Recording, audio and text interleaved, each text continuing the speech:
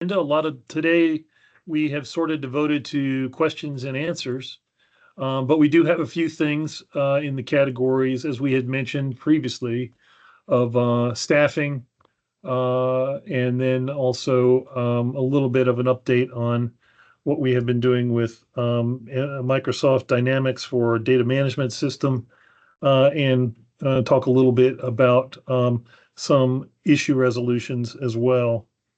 Um, and so let me start by talking to you about staffing and where we stand on that. We have recently hired 3 new folks into the property management branch. These are time limited positions because the property management branch, we were able to successfully obtain an EPA Brownfields grant for the branch and fund the expansion of it through that. Although that grant is a time limited grant, and so these positions will be time limited. We have 3-year time limited positions. Of course, we do believe that we will be able to fund these positions and put the funding packages in place before those time limits expire. That is the plan, and we'll be able to do that. So we have 3 individuals, 2 hydrogeologists and an engineer in the property management branch who are going to be managing those projects and definitely increase the response or decrease the response time for those as well. And then also we have 2 new project managers for the production. Both of them are in the East. And then we also have a new eligibility review coordinator in production as well. We have lost 2 folks, however. Perhaps many of you know that we have lost Kelly Johnson, and we have also lost Tyler Pearson. Tyler was in the property management branch. We have turnover continuing to some degree, but we are really great. News is that we've been able to hire excellent folks who are really hitting the ground running and doing a great job for us. So that is where we stand on staffing at the moment. And I'm going to turn it over to Sharon to talk a little bit about the transition to Dynamics. Thanks, Bruce. Good afternoon, everybody. I'm glad to see so many people in attendance. We've talked about the transition to Dynamics before. I think most of you have probably heard about this. The software has now been developed and has been released internally. So all Brownfield staff have been diligently training on and using the system for tracking of applications and agreements internally. We're still learning about its capabilities, and it's not second nature to us just yet, but it has replaced some internal reporting. And so as we all get used to using the system, we're all going to benefit from the efficiencies it's going to provide us in sort of data entry and in reporting capabilities. So we're all looking forward to the time when the learning curve is behind us here internally. So some of you assisted in the beta testing for external users, and that portion is not quite ready for prime time.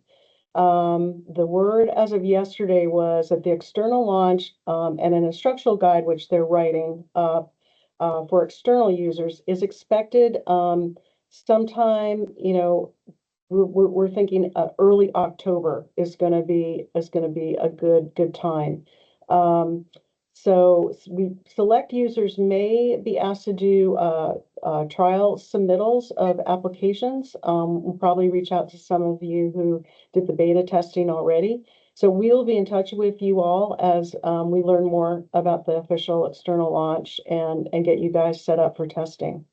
But that's all I had. I don't know if anyone, Bruce, Jocelyn, or Tracy, have anything to add to that for Dynamics.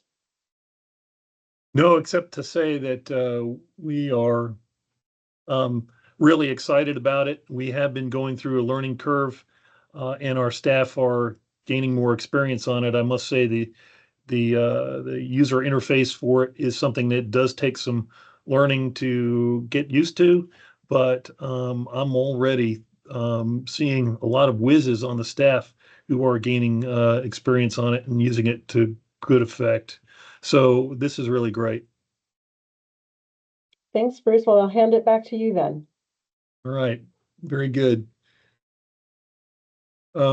Just wanted to also mention that as we've been saying for the last couple of stakeholder meetings, Equus is something that you all should be preparing for. We're going to be transitioning into analytical data management through Equus. And I know that some have already done along those, are working along those lines already, and many other DWM uh, uh, cleanup programs are going that route as well. It's not just Brownfields, and I think some of them, UST in particular, might be very close to requiring it. We are as well, and I just wanted to mention a little bit of an update on timeline or approximate timeline for that in Equus, and I'm going to turn it over to Bill Schmidhorst to talk a little bit about that. Bill?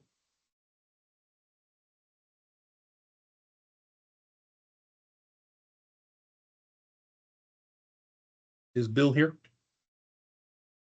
I'm trying to allow him access to his mic. Sorry. Gotcha. Should have it now, Bill. You should be able to control it. Great. Good afternoon, everybody. Just want to give you a quick update on Equus. What we're working on at this point is a time frame of potentially the next 3 to 6 months to ramp up and essentially request everyone submit their data through Equus. One of the things we're working on right now internally in DWM is the ability for users or to set up new users, for example, consultants and so forth, to be able to directly load their own data into the state's Equus system. They're just working on that right now. I don't have all the details because I don't work on that personally, but we will have that ability. Like I said, maybe in the next 3 to 6 months, we're looking at is that the stakeholders will be able to directly load their data into Equus. And in doing that, they'll get error messages to find out, all those kind of things that you work through with Equus to make sure that the format's correct. That will be all reported to the user so they can work out those kind of issues on their own instead of going back and forth with somebody in DEQ to work out those issues, and it'll make things a lot more streamlined. As Bruce mentioned, I think in October, UST's requiring that their data be submitted in Equus, EDDs be submitted for Equus. And so I imagine many of you will be up to speed by that point, and we'll probably be reaching out for volunteers for beta testers so that we can work this out over the next few months to get it up and running and see how we go from there. I mean, if there's any interest, I was just talking to Ethan Brown, who's manages our ecosystem in DWM, and he said that he is going to be giving a presentation at the next groundwater professionals meeting in North Carolina in November. I think he said that he's going to be giving a presentation at that meeting on the DWM's use of Equus and how we're intending to use that going forward. So if there's any interest in that and you want to meet Ethan, that'd be a good way to get up to speed on how DWM is using that. But there will be more information coming in the near future, and hopefully have a smooth rollout of this in, like I said, next 3 to 6 months. That's all, Bruce. All right. Thank you very much, Bill. Appreciate it. And so, yes, if you all are well on your way into incorporating Equus into your systems, that would be great. And we wanted to keep you abreast of what that timeline is looking like at the moment. And I appreciate that a lot, Bill. All right. So wanted to, before we get to the question and answer session, have a couple of things that we wanted to talk about with some new issue resolutions that are coming down the line. One regards PFAS that we are working with, and Sharon's going to talk a little bit about that in just a minute. But the first one, which is something about VI and the use or interpretations of the VI table is something that I would like for Jordan to talk about if we can first before we get to the PFAS one. The PFAS one is not quite ready or written up yet. We're having legal review on it, but this one that we have for a vapor intrusion guidance interpretation is something that we have a draft for and can show. So Jordan, take it away. All right, thank you, Bruce. Can everyone see my screen? Yes, thank you. Yes. Fantastic. Okay. So these are our minimum mitigation and sampling requirements for reuse that we are all very familiar with and have come to know and love. So we have, in using our matrix, we drafted this guidance, we put it out for comment, we interpreted, the comments, and now we're using it. And we've recognized that as we continue to use these matrices, we're going to, see things that need to be changed. And so this is the first of those. So the way our issue resolution is going to be set up is, issue resolution 17 is going to be for the matrix guidance. We will put bullet items for our issue resolutions and then do an annual or so review to update the matrix guidance. But it didn't seem, a good use of our time to update that guidance every single time we saw a minor, change that needed to be made. So this is the first that we have come up with. And this is it's a little convoluted, so I'll try and go through it in a way that at least, makes sense. So if we're looking at matrix 2 of your guidance, so your hazard index is above 0.1 to 1 based on your site characterization. So the initial work that you did, soil, gas, groundwater, and we've put you in matrix 2 for mitigation and sampling. So the way this is specifically for TCE not detected, and all of these if-then caveats I'm putting forward, they all need to be met for this, for the end result statement here. So if you're in matrix 2 and you have TCE not detected on your site, once your building is constructed, or buildings plural, whatever you've put in, you are required to do sub-slab vapor sampling for pre-occupancy. The way it's currently written, our matrices, and how we've been handling this on our sites is if this pre-occupancy sampling detects PCE or TCE, then you will be moved, because this is, this matrix table, of course, can increase risk. So then if your pre-occupancy sampling finds TCE, you would then be moved into this upper table that requires concurrent indoor air and sub-slab sampling. Now, the issue that we have seen with this, of course, when we look at indoor air, then we look at anything that's previously been detected on site. And we've seen a lot of times that pre-occupancy sampling has a very low hazard index for soil gas. Even though you have PCE, TCE detected, your hazard index overall for that building for pre-occupancy is less than 0.1. But these new buildings tend to off-gas a lot of fun things. So when you have indoor air sampling that's looking for every constituent that's ever been found on site, even though soil gas hazard index is below 0.1, you can have an indoor air hazard index well above 1 for building materials. So what we do in such instances is we do a site-specific evaluation. What are SDSs looking like? Is any of this found in soil gas for that specific building for pre-occupancy? And we move forward with that risk evaluation and allowing occupancy.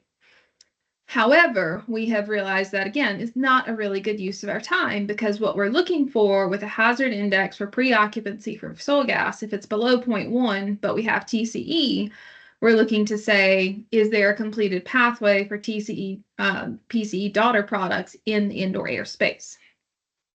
So what we have come to the conclusion of for right now, and I will put forth the question at the end of this and for the Q&A session, what are your thoughts? Can you provide examples on how we could maybe expand on this further?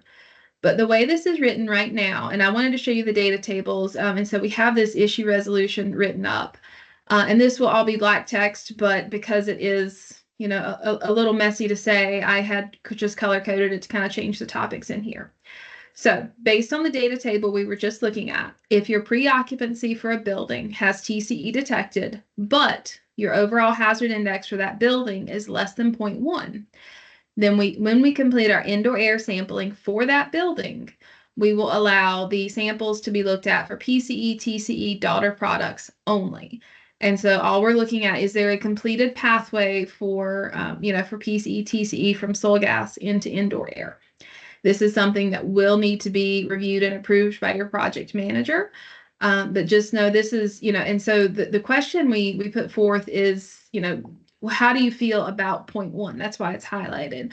So is this something that you feel, could be increased to some number less than 1, of course, but above 0.1 such that the same, logic could be applied? Do you have sites where you can provide us those examples, give us our project numbers, and we can look at that and maybe increase that number? But 0.1 is where we landed on this for now.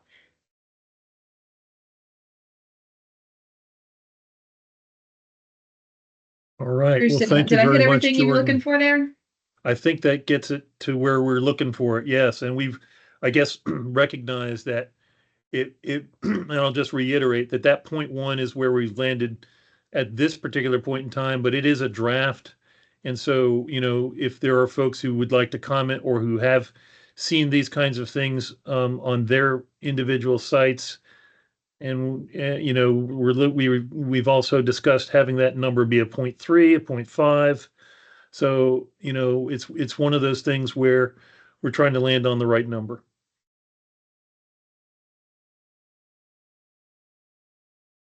All right. If anyone Anything has else any on questions that? on this when we get to our Q&A Yeah, we session, get to I the can Q&A bring the session, screen folks can share ask back away. up. Yeah. All right, very good. And we have another issue resolution that we're putting together and expect it soon. This one that Jordan has put forth is going to be issue resolution 17. Issue resolution likely 18 will be coming forth soon. We're putting together language, or have put together language, but it hasn't been reviewed by council yet. This one needs some council review because it relates to liability protection for past contamination. But it involves PFAS as well. So I'm going to ask Sharon to talk a little bit about it.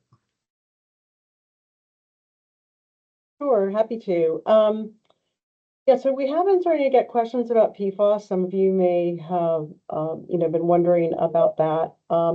Obviously, for past projects that are done, that might be, we recognize that before people knew about PFAS, that was not in the assessment. So for past projects, Brownfields is not planning on asking for reassessments, including PFAS. If you are looking at a site, you're doing a phase 1, some phase 2 work for something new that you're applying to the program for, we would recommend that you look at the list of industries that are suspected or known to have PFAS contamination, and to incorporate that knowledge into your plans for phase 2s or scopes of work.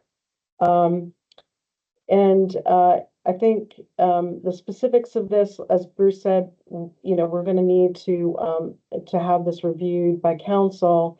But I don't know, so Bruce, I don't know if there's anything else you want to say at this point. This was prompted Yeah. is prompted by a site or two where we have had neighboring PFAS sites, and they're wondering about their liability protection about PFAS not being listed or tested for in a brownfield agreement, although there may be PFAS at a neighboring facility that may or may not be migrating onto their property.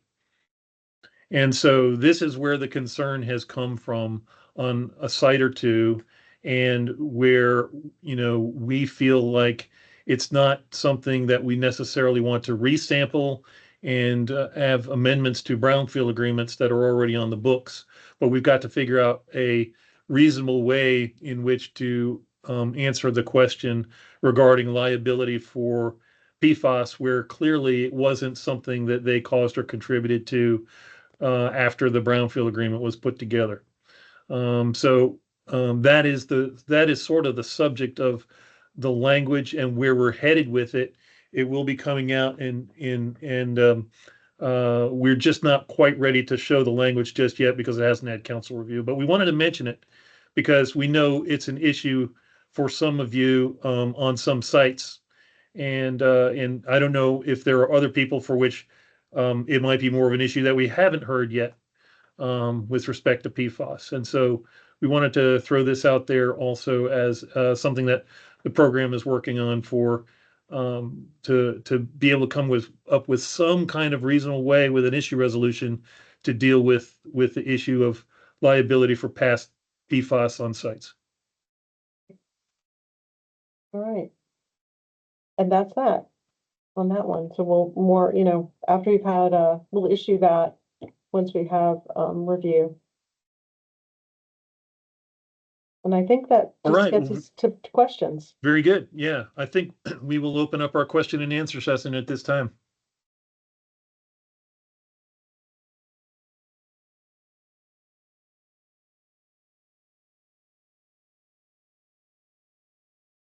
Right, so I just want to address the comment that was put in the chat. So also everyone, please put your comments in the chat or raise your hand. And I'm volunteering her, but I'm certain Jocelyn can unmute you if you prefer to just speak your comment. So the question was, if the hazard index is less than 0.1 in soil gas with all constituents, why would we need to do indoor air at all? And so, the premise behind this is if your overall site starts out in matrix 2, which is a hazard index above 0.1 but below 1, then we are requiring pre-occupancy sampling. And the pre-occupancy sampling is also a requirement for matrix 3. It's just a lot more likely to be waived. And as a reminder, matrix 3 is a hazard index below 0.1. And so for matrix 3, hazard index below 0.1 TCE detected, there may still be an indoor air requirement because that TCE is there. So we're just trying to circumvent, full site contaminant indoor air evaluation, which we've seen time and again in occupancy reports is, an off-gassing issue. So we're trying to alleviate some work on the consultants and our end for, looking at those data that may not be relevant. Yeah, so the question is that, yes, that is a fact. You wouldn't need to do AI at all in that certain circumstance you're talking about. But in the circumstance that we're talking about here, your site started out in matrix 2, which was 0.1 to 1, right? So that's and then the below 0.1 number would be the risk of the actual TCE itself. And just as to further expand on that, a lot of when we see this occur is our townhome buildings where we have 50 or more townhome slabs, and each individual one, because our VIM states if TCE, PCE are found, then we'll do indoor air. And so we have a lot of very specific data for, one site where we know TCE appears every now and again, and it's, it's a site COC, but it's very low numbers. We don't expect it to be a huge contributing source. So we can reduce our list for occupancy significantly for indoor air.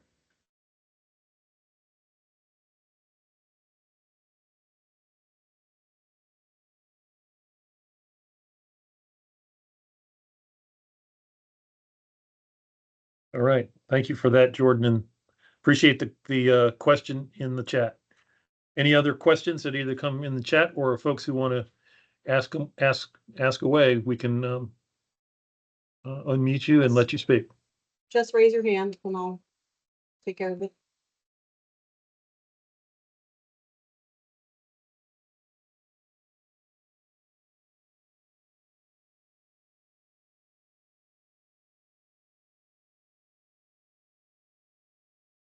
Matt Bramblett has done Yeah, so. Okay, thank you. I'm working on it. All right, Matt, you should be able to unmute yourself now.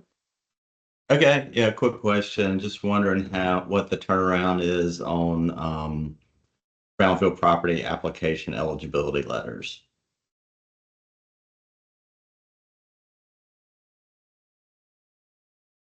At this particular point in time, I think we have decreased the length of time for that into a realm which is 2 to 4 weeks. But correct me if I'm wrong, Tracy or Sharon.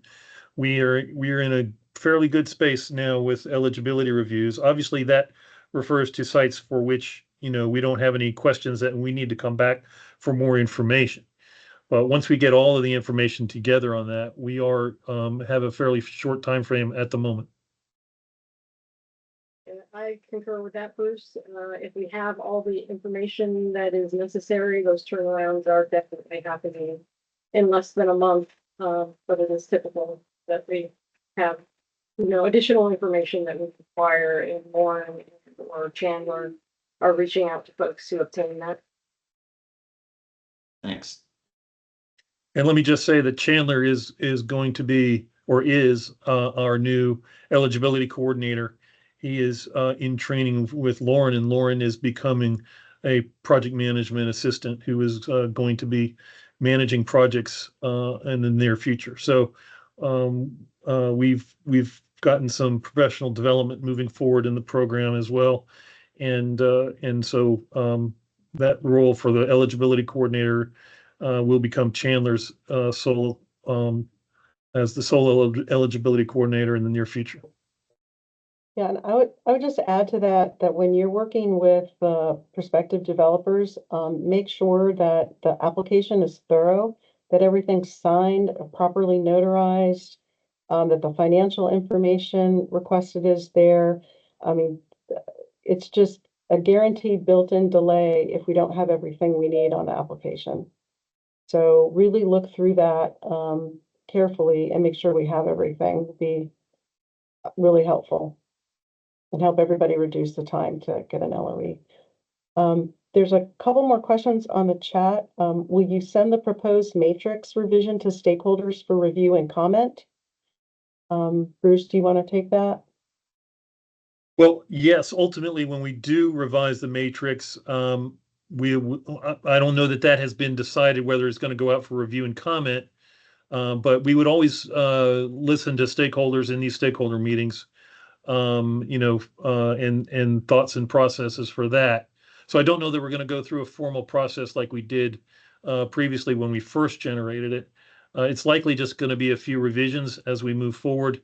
But that revision probably won't be coming until 2025. What we're doing here with the issue resolution is we're taking care of an issue that we see as something that needed to be taken care of in the meantime. And so we're going to take care of it with an issue resolution prior to, issuing a change to that. We don't want to just issue a change after change after change to the guidance.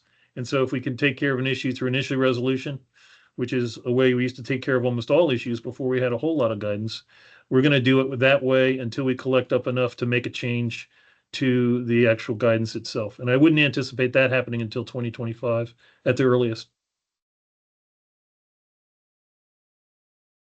And then the last question we have on the chat now is from Adam. For a ready for reuse redevelopment now project, the $30,000 fee, can the owner transfer eligibility to a PD, that is, they sell the property mid-process, so that the new PD does not have to pay their own $30,000 fee to continue through the program? If that $30,000 fee has been paid, we have done something similar in a case-by-case basis. So it depends on the case and where we are in that system. Any kind of fee that we are collecting along these lines for this needs to cover the entirety of the state costs for us and for DOJ. That's the statute, and so if it does do that, we'll be able to do that. And I would say that has happened in the past. That's irrespective of the separate $2,000 fee that is required for an initial application, and so that will be still apply here. But I would say that on a case-by-case basis, yes, that would be allowed to take place. I would add, just for clarity though, that in a ready for reuse application, that applicant is not considered the prospective developer. They're a proxy prospective developer. And that, Well, that's right. You're referring to a ready for reuse situation. Ready for reuse, and that the quote unquote the new PD is really actually would be the only PD, right? Yeah, so that's right. that and entity, that $30,000 fee is in fact designed for payment of that fee on the behalf of the new PD. And so what I'm saying here is that, yes, that would in fact be the case in that scenario, especially a ready for reuse scenario like that. But that in any case like that, we would need to get a fee that would be consistent with recovering all of the state costs. And so in any time we have a $30,000 fee, it's not necessary. It's like assumed to be that when we get down to what the actual brownfield agreement says. If there's additional charges that come through on any individual site above and beyond $30,000 because it's actually cost us that, the state reserves the right to include those in any kind of brownfield agreement or brownfield agreement negotiation. And so when we finalize the brownfield agreement with the new prospective developer, that is the actual agreement, not the agreement with the proxy developer, the ready for use agreement. Like if there's a whole brand new use that somebody wants to make residential out of it, that requires us to go back and do more assessment because the original RP didn't envision, the proxy RP didn't envision residential reuse. That might require additional fee associated with that. So I don't ever want to say it's all the cases that it would be that way, but in most cases it would be exactly as you described. And I would also to add that when this occurs, as soon as you know who this prospective developer would be, is to get in touch with your project manager, or if it's not assigned, your supervisor in that whether east or west, and to make sure we understand what it is that this entity wants to do, and so that we can make sure that the language is accurate in the agreement. But yeah, as long as the proxy PD is okay and isn't going to ask for a refund, we're fine with them essentially paying that fee on behalf of who will become the prospective developer. That's fine. That's the separate agreement. You just need to let us know. We just don't want to be in a situation that's actually kind of happened recently where the proxy PD was trying to, or another PD was trying to keep $30,000 that somebody withdrawing from the program wasn't willing to give them. It was kind of an interesting dynamic there. Yes, but in any case, and I misunderstood the question at the beginning. In any case, in the ready for reuse scenario, that $30,000 fee paid for by the proxy PD is designed to be paid on behalf of the ultimate PD.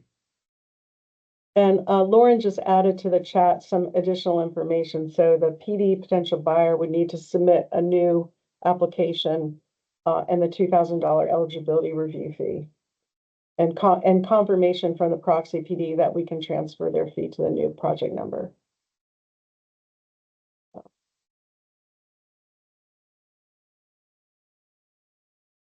Okay. Anything else?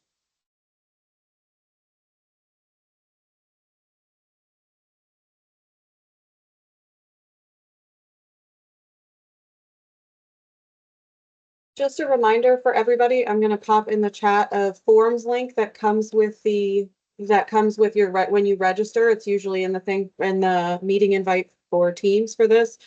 You're always welcome to submit questions ahead of time. Just, maybe just submit them about 24 hours ahead of time so that I'll usually check them the day before, and that way we can, but if you have topics you'd like us to cover at this meeting, please drop that idea in the chat as well. And then Bruce, Chris just asked in the chat, does the $2,000 application fee apply if we are changing the PD, but not in the RFR? I would say anytime a PD applies, there's a $2,000 fee that is required. However, except in the situation where it's just a PD name change and somebody's updating the application with those portions that need to be updated with a PD name change. But if it's a new PD, whether it's RFR or not, that requires a eligibility review, and the eligibility review that will require a $2,000 fee.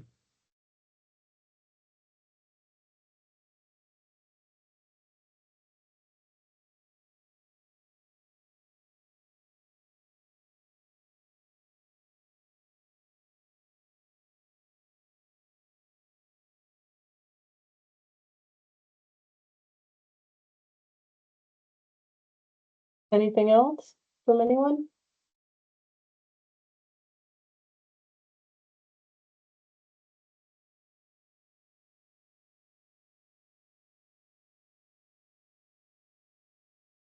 All right. Well, thank you all very much for attending and appreciate it. Good luck with all your projects. And we appreciate your attendance, and I will call this meeting adjourned.